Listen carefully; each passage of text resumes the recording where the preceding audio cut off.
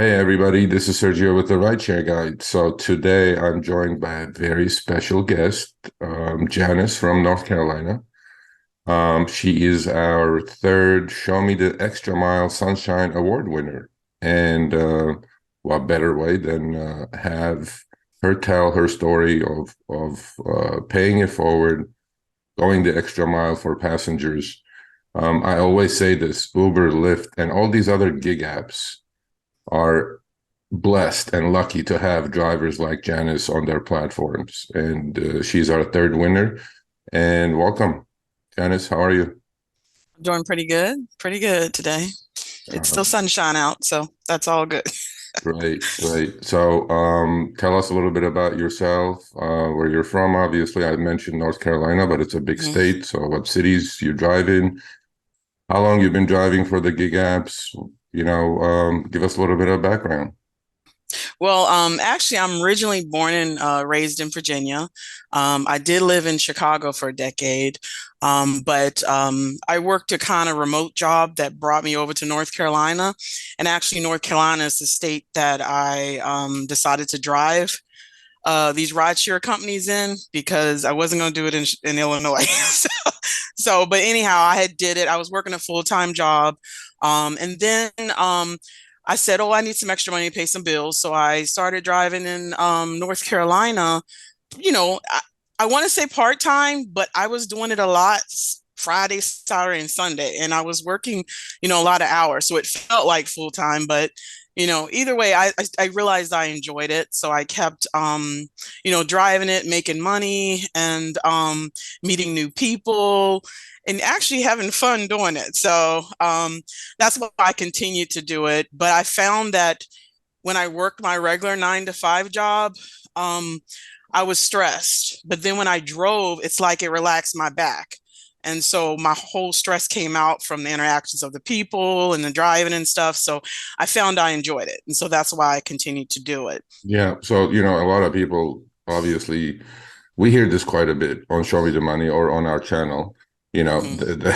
There are a lot of haters out there, and they go, "Well, why don't you go get a real job?" No, this is Yeah. a real job, and if you compared your real W-2 job, W-2s are not what they used to be, right? No, The no. security, the security and then the safety net that people used Hmm. to have working somewhere for 20, 30 years with all the benefits is gone. It doesn't work that way anymore. Yeah.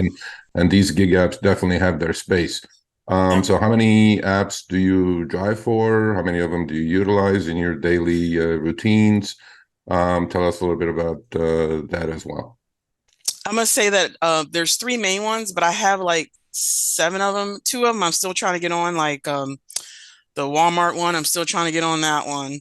Grubhub is, I don't know, it's a little bit of a mess there. But right now, it is Userve, Uber are my main meat ones that I utilize. And then Lyft is like whenever they throw me something that's really good, I'm like, okay. Okay. And then lately, so I got on Para, which Para actually they have like little catering jobs that they do on there. And then I did start doing Uber Eats. That's the Uber Eats delivery part has been only like maybe a few months, maybe probably like 5, 6 months that I've been doing those. But surprisingly, I have enjoyed those. And then I had like Roadie, then some other driving apps, Amride. What they do is they only do long trips, which is literally like the corners of North Carolina, like Virginia to North Carolina. And sometimes they drive people down to Florida. Yeah. I don't do that, but Yeah. I was Well, figuring if it's decent, I would take it. But I've never taken one, so yeah. yeah. I mean, obviously you follow the right share guy and show me the money because that's what we say, right? Have all the tools in your toolbox as many as possible. Because as we all know, you could get deactivated or so-called fired from Yeah, these apps anytime with for any reason whatsoever, which you may or may not even know why. But yeah. that's not the subject of today. And tell us a Mhm. little bit about what cities you're driving in North Carolina. I mean, are you in a major city? Are you in the suburbs? Um, well, I'm located directly in High Point, but I drive the Triad, so it'll be Greensboro, Winston-Salem. I went to Charlotte, Durham. I've one time took a trip all the way to Fayetteville. So it's just, and that's towards the east, almost near the ocean. So Yeah. it's, that's when I was just like, I still had my job and I was just experimenting. Hey, what's this like? Let's try it. Let's see what's going on. And then it was like, no, now I'm full time. I'm very picky about what Yeah. I do. So No, I I got to see. make Yeah, I money. mean, you have to be cutthroat at certain points, but let's jump into your paying it forward moment with Uber and why you did it, and give us all the details about this trip that won you the Show Me the Extra Mile Sunshine Award for last month, and it was quite a story, obviously. And then our good old Jeff decided that you should be the winner, and justifiably so. So yeah, tell us about that day, how the day was going, and you got a ping, and then the rest is history, as they say. So the floor is yours. Yeah, so on that particular day, it was the High Point Furniture Show, which I love those. Tons of people from all across the country. They come in. It pays very well. So it was like towards almost 5 o'clock or so. We're kind of like late in the afternoon, and I was getting picked up back to back, good pay, everything. And then as soon as I was dropping somebody off at a hotel, I got another pickup, and I got them out the car, but then I saw a message come through once I got to the next one saying, I need help. And I was like, what does that mean? But anyhow, and I was like, okay, no, she said I need help with the wheelchair, and I said, okay. And Yeah. so I knew inside me I wasn't gonna pick nobody up. I just wasn't gonna do that. But I was like, I can help you as best I can. So I did pause on that for a second and was like, okay, let me just go over here and assess what's going on. So I did drive over there, and I saw like this really small, fragile man and this young woman in a wheelchair. And so they saw me pull up because I have the lights on the front of my car. Mine turn on and off. I don't have them on all the time or whatever, but mine kind of can flick them on and off. So they knew who I was. And she was waving her hand and going, don't leave, don't leave. We've been waiting here. And so I get out the car and I walk up to her. She said, we've been waiting here for 2.5 hours. We had like several drivers pull up and cancel on us. And I was like, sorry to hear that. And then I explained to her, I says, well, I am able to accommodate you. So let's figure this out. So I got them all into the car. It did take a few minutes. I mean, it is what it is. But I got her into the car, and then that's when she unloaded about how frustrating it was and stuff like that, that people pulled up. So I was just, one thing about this industry is that they always put the drivers against the customers, and nobody understands each other's situation. I look at it from both sides. So that's why I said to her, hey, so the driver may have had a small car and they knew they couldn't take that wheelchair. They probably knew they didn't know how to handle someone that was disabled and stuff like that. That's probably why they did it. I says, however, I work for a company called UServe, and they facilitate people with disabilities. So what I did do is I gave her their information for Greensboro, which is where I drove her to. And she was happy about that because she says, yeah, because we have all these doctor's appointments and we have a hard time getting to them. And it's hard for me to get him there and stuff. And I says, well, then this will help you out big time. So I was happy to be able to get her the correct information so that she's not sitting there. And it was bad because they were out in the hot sun too. And I'm like, for 2.5 hours in hot sun, it's not good. And that's why I say it broke my heart when I saw that. Yeah, no, I mean, obviously you did a great deed, but I agree with you completely that a lot of these companies, put the passenger and the driver in a bad situation. I know they act like an agent, right? They're in the middle of the transaction, right? They're Yeah. deciding what to charge the passenger, and they're deciding what to pay you. Hmm. But I don't think, they facilitate the drivers with all the tools that they should have to face these types of situations. You correctly stated, right? Hmm. What if somebody's driving a tiny car like a Prius or something like that, and then Correct. they show up, they don't even know how to fold a wheelchair. And some of those, I've run into those in Los Angeles myself, and I do it every time I get a chance because you need to help these people. And through the app, they constantly send drivers messages, as per ADA guidelines, you must pick up every disabled person. Well, yes and no, because I don't know. I'm not trained, number one. I don't know Hmm. how to fold a wheelchair. Some of these could be daunting. I've had my battles with a couple of these wheelchairs in the past, right? Yeah. And their cars may not be equipped. And this is such an easy thing to do, right? If you have a big car, like for comfort, let's say, you should Hmm. be able to pick these people up. But then Yeah. it's almost like forced on the driver to make a decision, right? Yeah. At the last Hmm. minute, when they drive by and see a wheelchair, they cancel and move on, Yeah. and everybody loses, right? Yeah. So tell us a little bit about more, during the trip. I know you told her about the state-funded U-Serve, obviously. Hmm. But you're in an Uber trip now, right? Was it a Yeah. regular Uber X trip? Was it a comfort trip? It was a Uber Comfort because Uber that's comfort. Okay. unfortunately that's what I do now.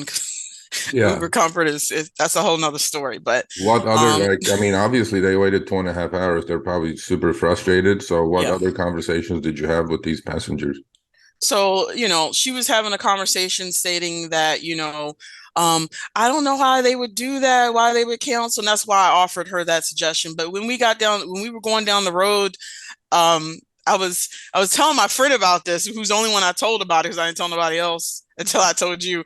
But Yeah. I was telling her, I says, by the time we got to her place, her father was in the back seat sleeping because his head was laid down.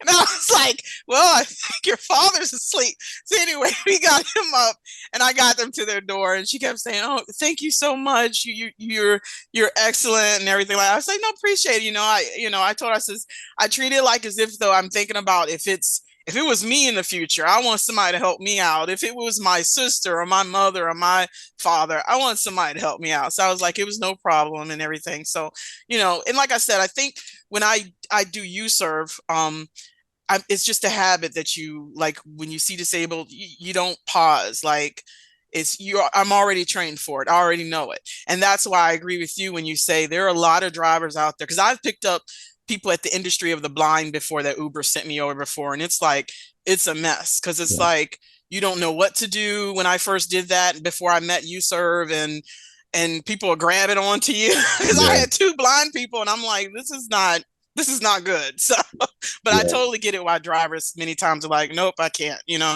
Well, I mean, for Uber and all the other companies, to them, it's always quantity over quality, right? Hmm. I mean, they're trying to squeeze as many trips as they possibly can into their systems and then not thinking that, well, I may be putting the driver into jeopardy or in some situation that he's not capable of handling, or the same for the passenger as well, right? Hmm. Because Yeah, they're not there. I mean, you're the representative of Uber at that time. correct. We do the Although you're actual not work their while they employee, just, right? You're yeah, not their employee, but you're still representing Uber because they clicked on the Uber app as a yeah, passenger.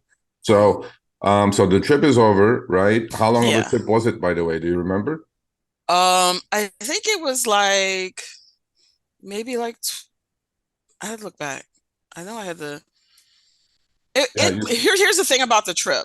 And the reason why at first I was pausing because I was like, this is taking me out of the zone of where the hot yeah. spot and money is. It was going back north where the suburby area of Greensboro is. And Okay. like they say, you go out there to die, basically. So Right. basically, that's what I did. I took her out there and I was like, it's okay. I just have to drive back to the zone. But as long as I got them home, home safely, Yeah. I just took it as okay. This So, is what, so tell me, okay, so the trip is over now. They're thanking you, obviously. You know, mhm, obviously, you do the gig apps for money, but at some mhm, point, right, money takes, its spot and secondary. And once in a mhm, while, we have to do these things for others who not only appreciate the service, obviously, mhm, but this is a human thing to do. It's not about all about money, right? right, So when we're talking about money, I mean, I know about your past, your history. We've spoken in the last few days, mhm. but tell us a little bit about the positive parts of the gig economy that you got into, and then I know you told me that potentially the income that you receive from these gig apps afforded you to buy a house for yourself. So tell us a little bit about that as well.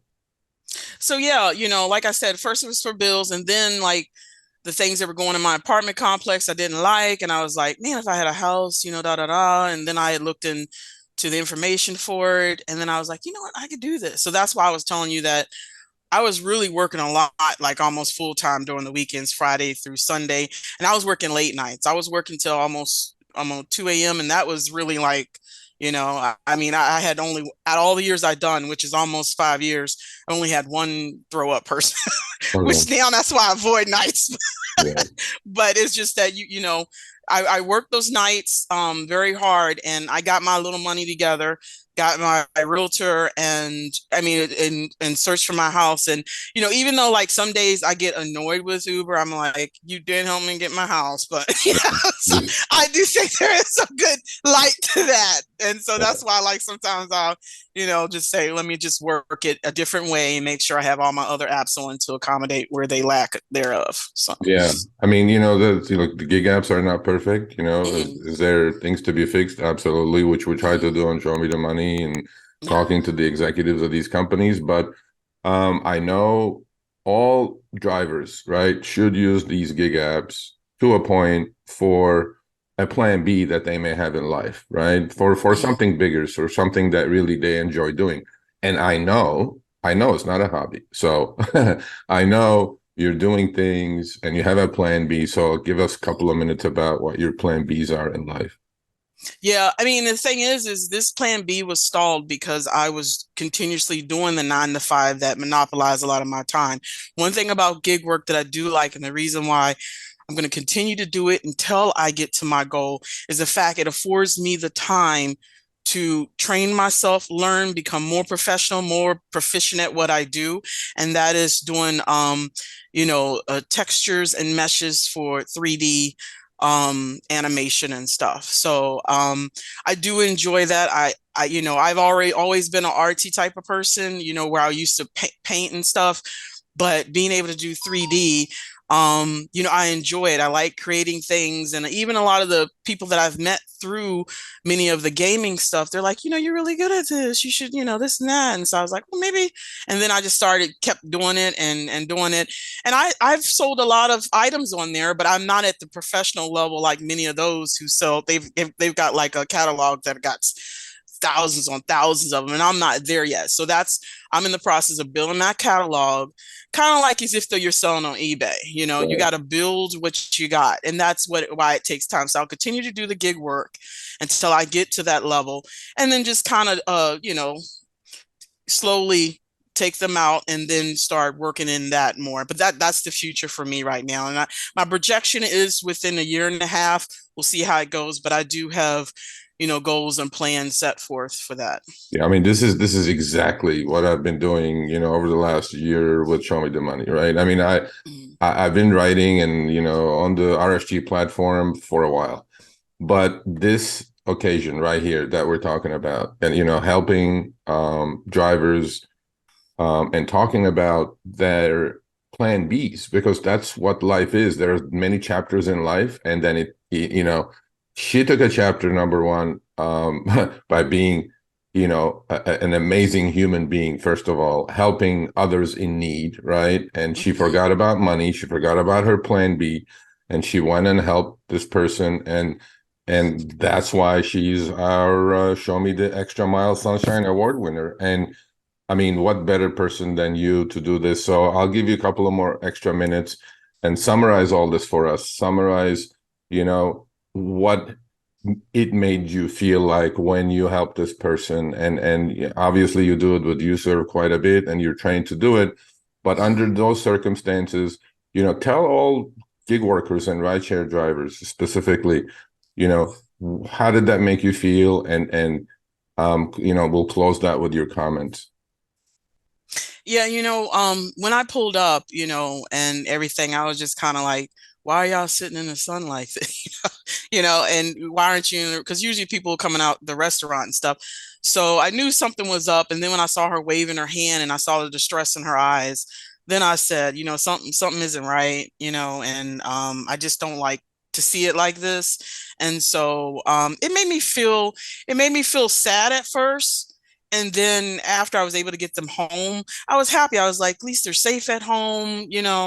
They may not travel that far again, but it's like, at least I was able to get them to where they needed to be and stuff, and give them additional information to make their trips more reliable compared to using Uber for it, because I don't feel that's the platform that's right for it. Every platform is good for what it is, and especially for disabled. I think that either you need to be skilled in it and have the vehicle that can handle it.